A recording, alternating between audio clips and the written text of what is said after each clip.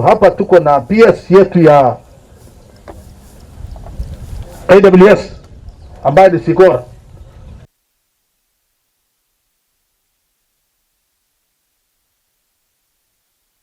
Like our resources, but at the same time, the communities benefit from the access and utilization. Thank you.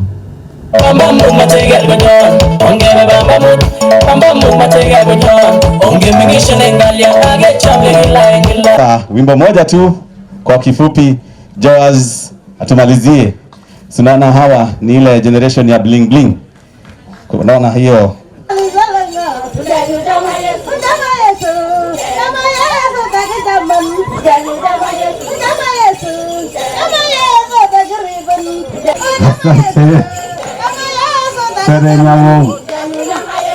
Kangai. Asante.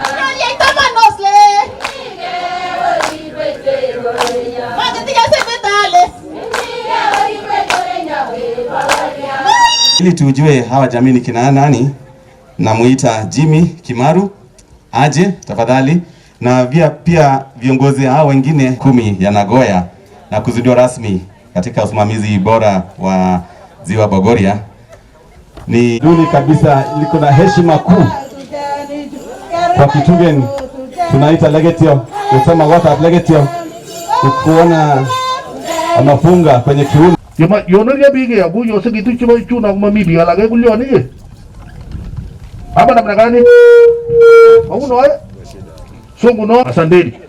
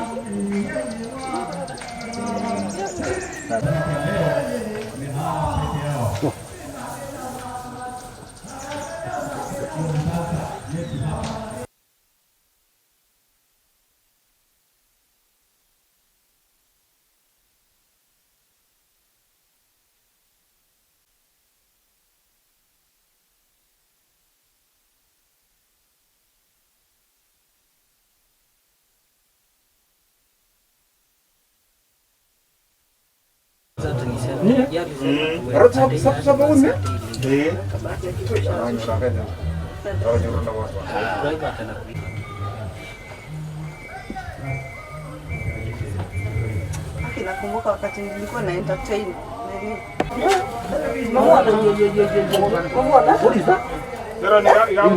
anaitwa Sandboa, anapenda kujificha kwa mchezo.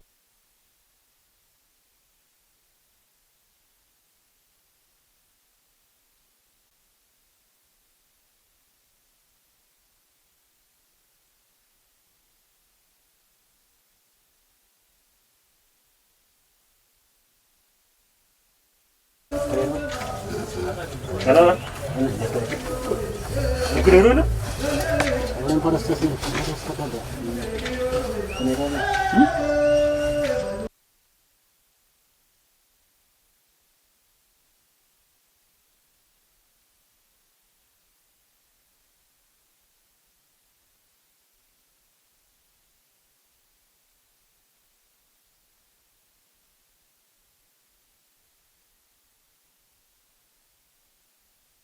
One of our very important area is research in wildlife, and research in wildlife is we want to find out how to get snake venom to take care of the snake bites.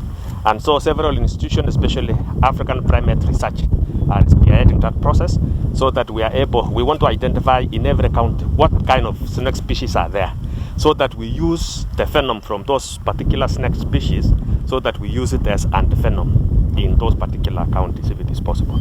Because the species, when people get snake bites, it is important to look for antivenom which is able to ensure that it reduces the poison and therefore saves lives. So one of our research institution, primate research, is working closely with KWS so that we are able to get antivenom, especially in the areas where we have a lot of snake bites.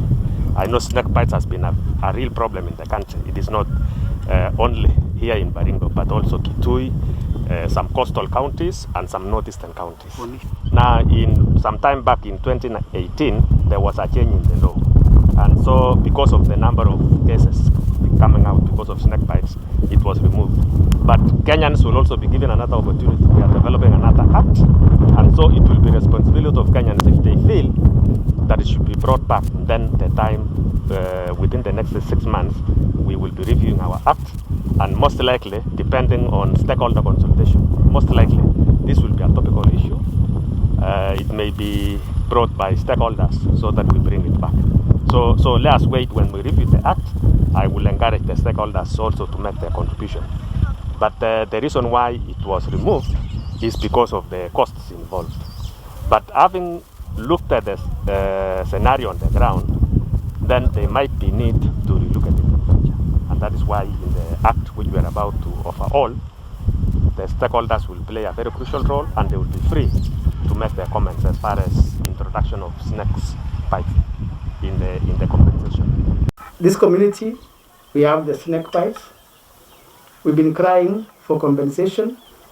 We really wish the national government will still look at that, because this is a resource we don't want to destroy, but we want to utilize it for the benefit of the people. So if you can see a way of compensating people who have suffered from snake bites, then I'll really request, and I'll humbly request that was idea. So the Kenya Snakebite Research and Intervention Center essentially deals in multidisciplinary science covering the broad topic of snake bites.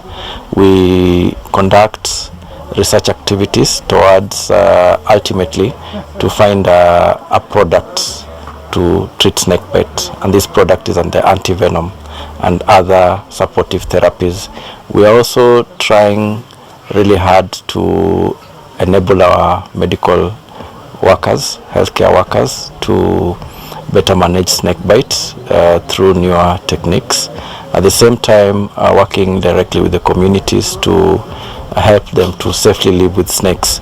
So just ways of first aid whenever they are being bitten by a snake, and how they can prolong the duration by which they are alive as they get to the health facilities. The dangerous snakes in Baringo, or what we call snakes of medical importance that cause morbidity and mortality, include the puff adder. This is a viper. We have the Ekis species. We have the black mamba and the cobras. So they all present with different clinical signs whenever there's a snake bite incident, and because you can see there are a number of snakes that are affecting the community, when these people eventually head to the health care facilities to seek care, the doctors are not also well trained in terms of ID of the snakes and really how to handle the snake bite incidences. So Kenya Snakebite Research and Intervention Center is coming in to fill in this gap. So we're working closely with the county and the medical practitioners to improve on their skills and expertise in the management of snake bites. And at the same time, like I had mentioned earlier, we're also working with the community hand in hand to enable them, empower them to be able to use correct practices of first aid whenever they're affected by snake bite. We visited one of the health facilities, Marigat sub-county, and actually the data that was coming out of it, that close to 50-60% of the snakebite victims coming into the health facilities, it was ending up in death. So you see, this is a very bad statistic really for our people. Yeah, so today as we mark the 10th anniversary of the Nagoya Protocol, we are trying to showcase number one, the process of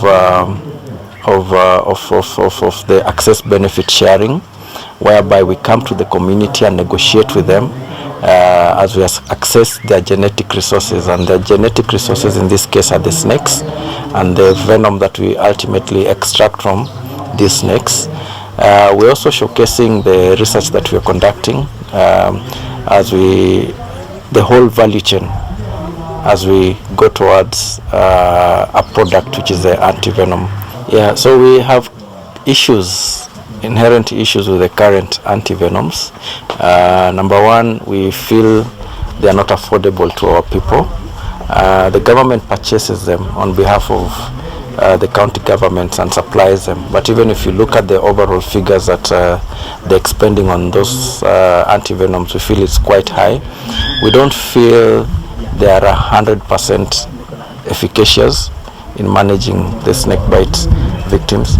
So what we are really trying to come up with at the Kenya Snakebite Research and Intervention Center is to improve on the current antivenoms so that we can get one which is close to 100% efficacy, one that our people can use out there in the shambas when they are tilling their crops and they face a snakebite incident. They can be able to administer one as a first aid quick measure as they proceed to the health facilities.